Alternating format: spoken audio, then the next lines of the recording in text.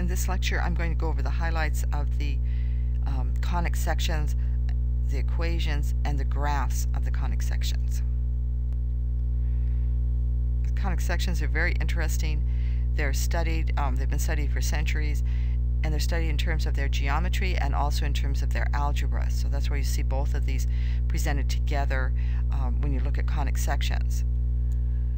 The reason they're called conic sections, you may recall, is that if you had this strange looking, let's say B is some kind of cone of light. So these are cones of light. And you play the parlor game of putting a piece of paper or cardboard into the cone of light and seeing what pattern gets traced out. If you put the paper in perpendicular to the table, let's say this is the table where this strange lamp is sitting, if you put it in parallel to the table, just horizontally through that cone of light, you end up with a circle. Now start tilting the page, tilting that cardboard. As you tilt it, the circle turns into a family of ellipses. The more you tilt it, the more of an ellipse you get, the closer it is to horizontal, the closer that ellipse is to being a circle. When you tilt it until this is showing that you went the other direction, which you can as well. When you tilt it to the point where your angle of your paper is the same as the angle of the outside of the cone, you get a parabola. There is only one parabola. You can move it up and down, but you'll only have one parabola, whereas you had a whole family of ellipses. Now if you continue tilting, you will pick up a hyperbola. Recall that a hyperbola has two branches. Here's a right and left going hyperbola, and you see that here would be the pattern in red shown from this part of the cone, or the lower edge of the cone, and the upper section of the cone gives you the other branch of the hyperbola. Of course, for a little while, if your cone isn't big enough, you might only see one branch of it, but it's still hyperbola. And of course, in this region, there's no pattern, and you see that right over here. There's no pattern right here. The equations also have a pattern to them. So the geometry was just this gradual turning of the cardboard in the cone of light. The equations are similar. Here's the equation for a circle. X squared plus y squared equals r squared. These are all with centers at 0, 0, so you can see what's going on. Divide by r squared and I would get this expression. X squared over r squared plus y squared over r squared equals 1. Now for an ellipse, here's your circle. If I looked in this direction, I'd be a distance r. This direction is a distance r. For an ellipse, one direction is elongated and one direction is shorter. I call them a and b. So if these two numbers, the a in the denominator, the r squared and the r squared here, are not the same, we could call them a squared and b squared. We now have an ellipse. So the only change I made from going to the circle to the ellipse is saying that the denominator of the x squared and the denominator of the y squared are not equal. And now I have an ellipse. Skip the parabola for a minute because it sort of doesn't fall into this pattern here. But now I want to go to hyperbola. I see exactly the same as I have for the ellipse, except that I have a minus sign. All right, so you can see there's a gradual progression in the equations as well as in the geometry. There's another figure of merit for these conic sections, and it's called the eccentricity. It's abbreviated with an E.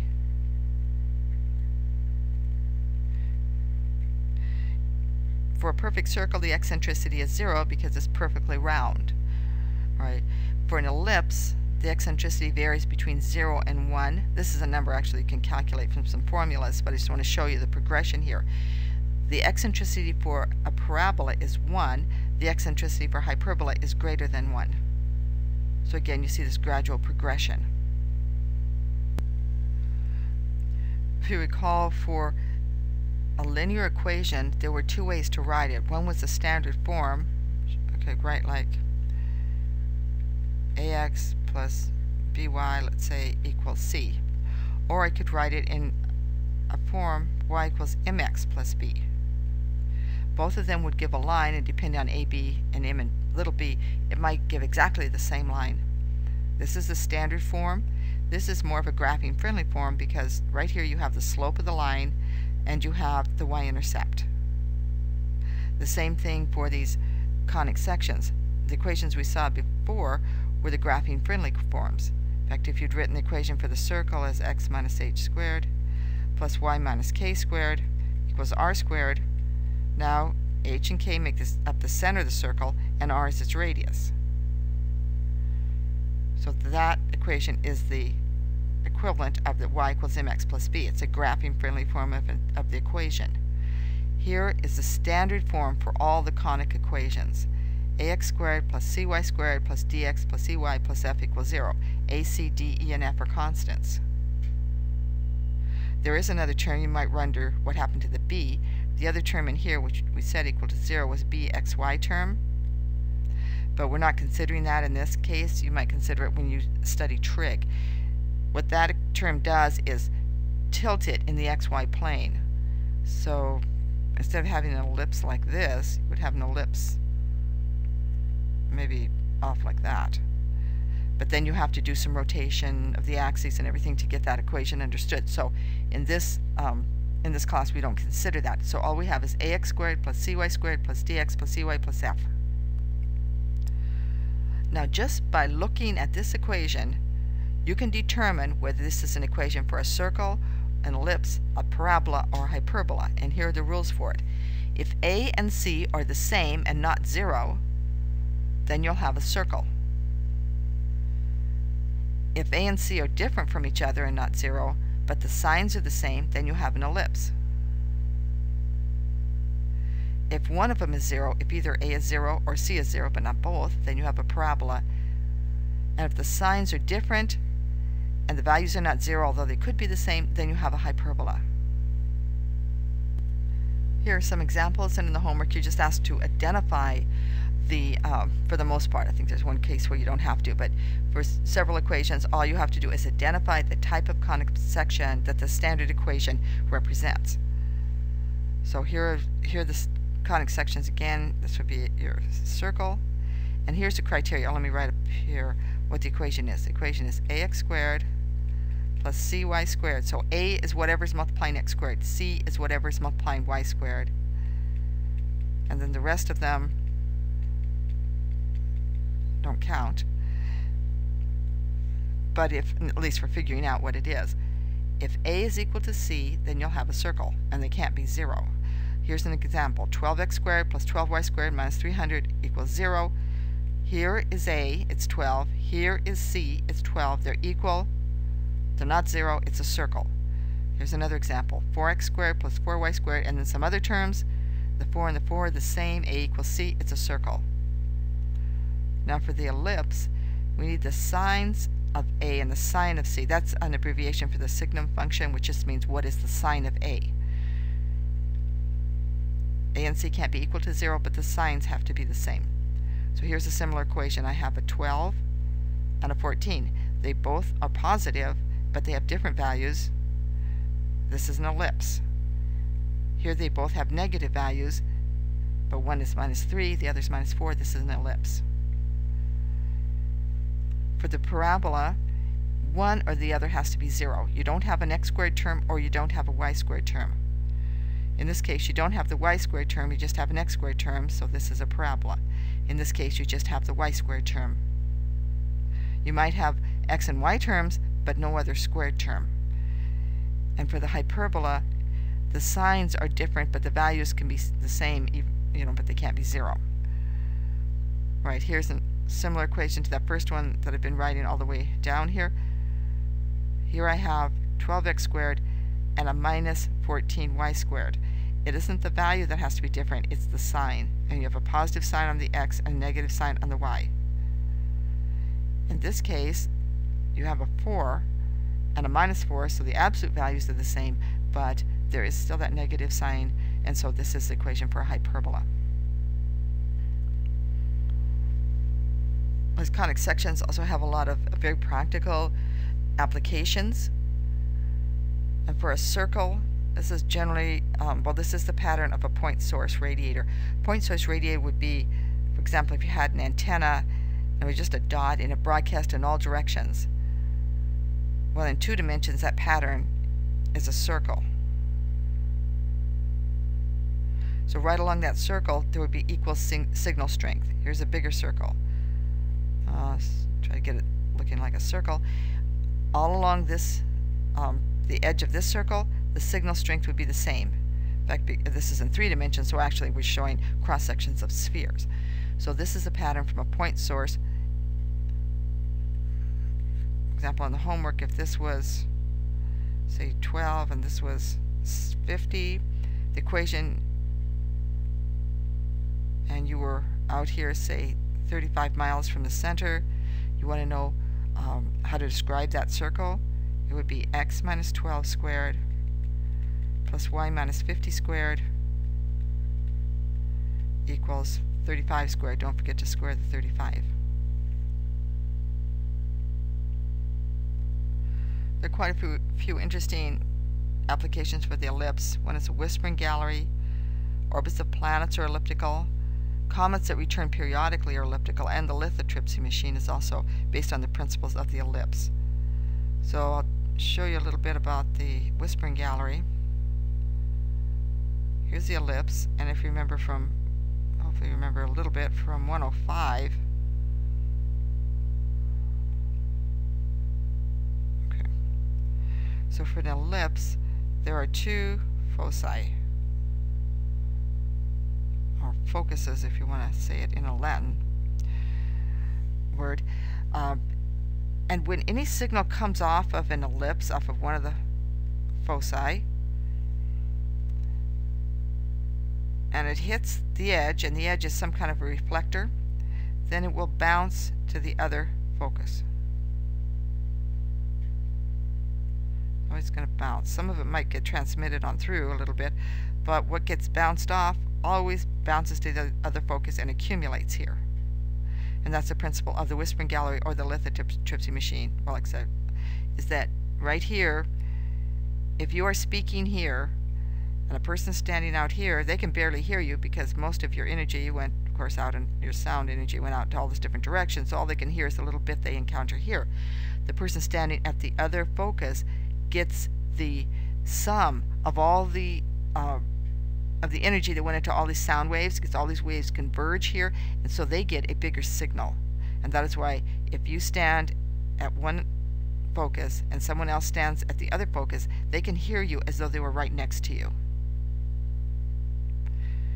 For a lithotripsy machine, it's a similar situation. See if I can draw a picture of a person. Here's the person here. Sitting there. Well, that's kind of looks more like some kind of, I don't know. Let's make them smile. All right. And here they have a kidney stone right here. Now, right here is a lithotripsy machine, and it's going to be backed by this elliptic reflector. There's more to it up here, but you can't, well, there's no more to it, but there's more to the theoretical ellipse. Now, when the energy of the sound from the sound waves comes off through here, if all of that energy went straight through your back, if it was all focused here, it would just tear up, you know, your backside totally. Right? It would get the kidney stone, but it'd get a lot more than the kidney stone. So we don't want to do that. The idea is this is just radiating, and it's going over and hitting the edges, so it's not focused yet. But as it bounces off the edge, it bounces to the kidney stone because the machine moves you around using x-rays so that your kidney stone is at the focus, is at the other focus of this ellipse. So at one focus of the ellipse is the sound emitter for the lithotripsy machine. At the other focus is your kidney stone. That's why these are mobile, because after you break up the kidney stone, pieces of it move and you have to move the person again. So now all the energy goes through here, and each little piece of energy, the maximum amount of the energy that's going through, is very small, and so you don't, tear up your back, but they all converge right on the kidney stone and break it up.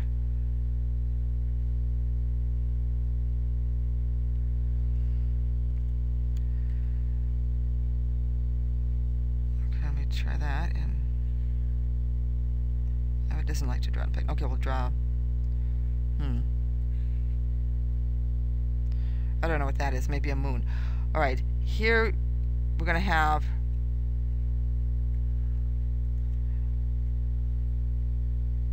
the sun's going to be right here, and over here is nothing, so there's nothing at the other focus. So this would be an orbit of a planet going about the sun. This is a planet. It doesn't go in a perfect circle, it goes in an ellipse. And at one of the focuses is the sun, at the other focus there's actually nothing. Now a comet comes in, actually it should be out of the plane, but say it comes in from somewhere way out here. It could come in and move around the sun and go back out. In that case there'd be another focus for it over here that has nothing in it. So here's your orbit for the comet that's returning more than once.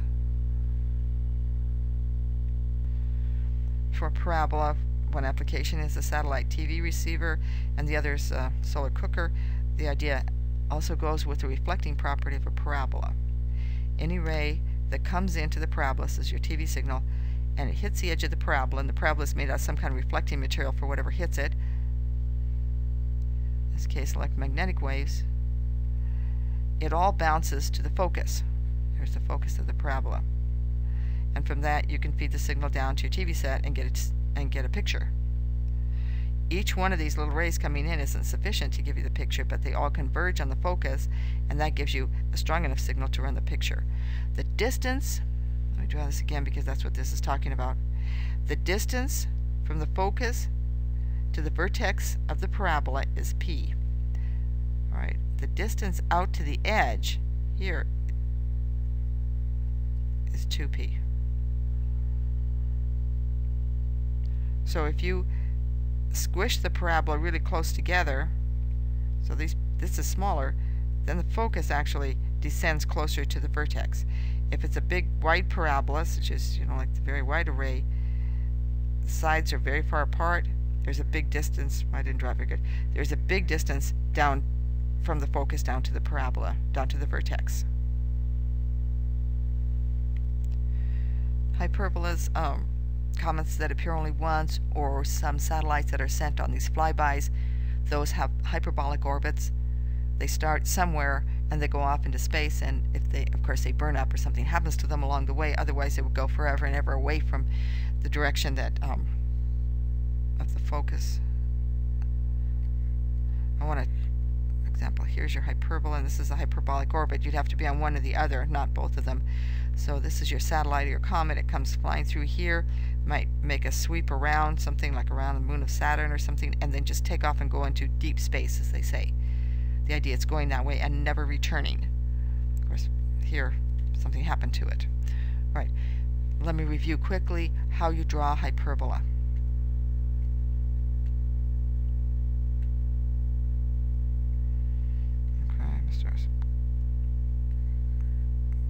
Coordinate system here.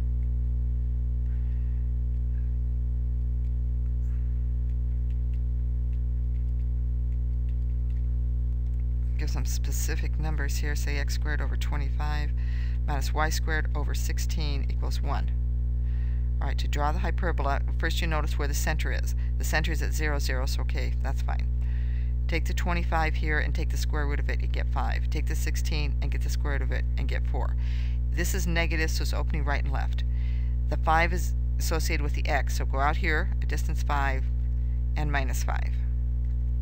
Go up 4 and down 4, because this is y and this is x. Now, draw a rectangle through those points.